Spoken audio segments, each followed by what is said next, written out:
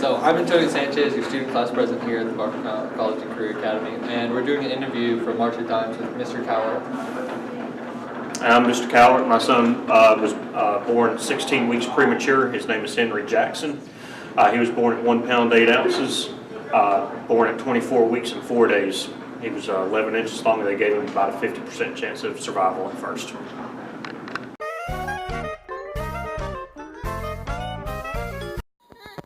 Your armpit's not big enough for you to squirm like that and still get a temperature. Okay. Sorry. Mine. I just want to get a newborn.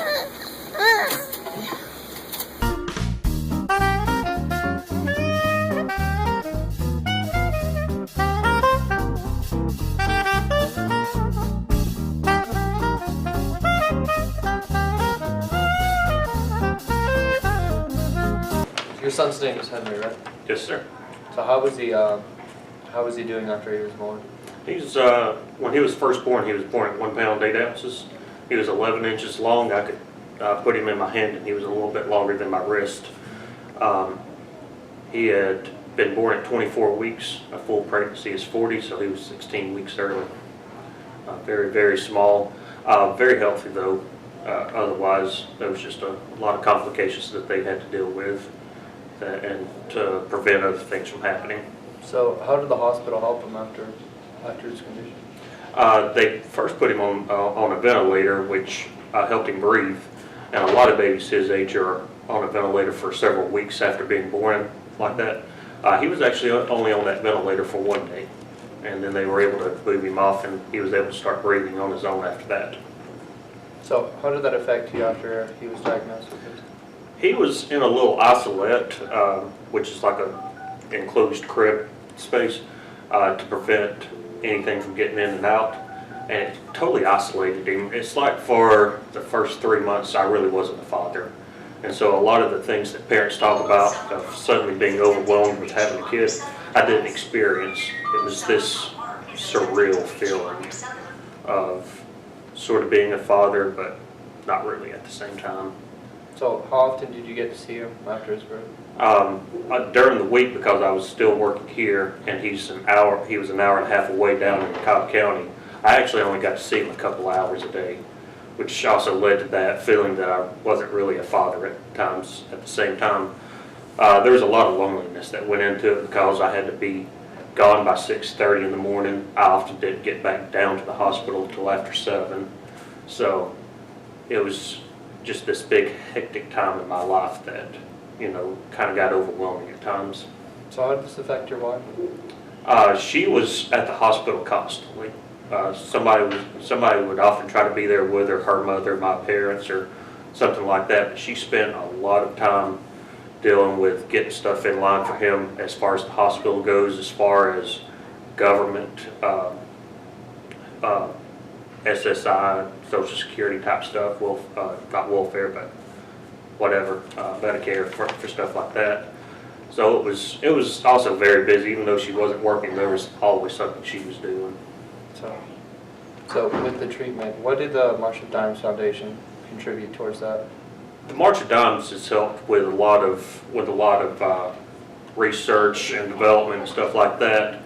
They were able to do just extraordinary stuff for him, and run lines into his body to help treat him for different causes, and make sure that his heart was all right. Like he had what's called a PICC line in his body, and they ran a line up into the veins of his arms. That would be hard enough for somebody like you or I, but Henry was this long with little bitty tiny veins, and they were just able to do that just perfectly well. And there was a lot of research that went into being able to do something like that. That's good to hear. And March of Dimes Foundation started off with FDR with his polio treatment on his legs, right? So after that, they changed it to March of Dimes for babies, and then they went on treating babies with premature birth. Mm-hmm. So after all that, how's your baby doing today? He is perfectly healthy. I mean, it's been a true miracle how healthy he has been, especially considering he was born so extremely early. When he was first born, they gave him about a 50% chance of life. But he's just beat those odds, hands down every time. He's 12 pounds 4 ounces. He's 15 inches long. He's just doing phenomenally well. It's good to hear. And he's just about off his heart monitor, so he's met all of his goals for being a almost 3-month-old baby. If he had been born perfectly on time, he's exactly what you would expect him to be right now. So when babies are born, March of Dimes Foundation started this test, or this little chart, whenever they're born, that shows all the vital signs. How do you do on that? Perfectly well. He's, for a 2-month-old, which is the last time we had the milestone markers for him, he was supposed to be like tracking you with his eyes. You're supposed to be able to get him to smile. He's doing all of that. I mean, perfectly healthy. It's been truly amazing, especially for all the things that could have gone wrong with him. He had small brain bleed, he had small heart murmur. All of this is cleared up. So A lot of this is thanks to the March of Dimes and their research that they put into it. So he's back by Christmas? He was home on the day after Thanksgiving. He came home at 4 pounds and 3 ounces, and he's exploded after that. It's funny to go back and see the little pictures of him when he was so small and see him now. And even though a lot of people still consider him very small, it's still large. He still seems huge to me. He's in good health, and that's what matters. Absolutely. So help us support the March of Dimes Foundation, which helped us eradicate diseases such as polio, measles, and mumps.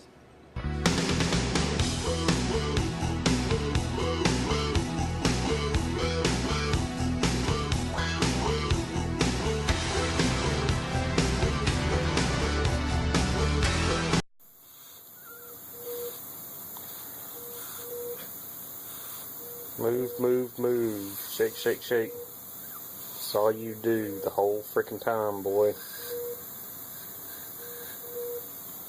This right here is why you can't gain any weight. It'll just be a matter of time before you get those feet out from underneath those straps right there. Yeah, there's a little smile. You know what I'm talking about. You know it.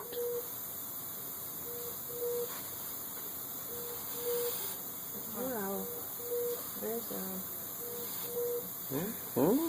World, huh?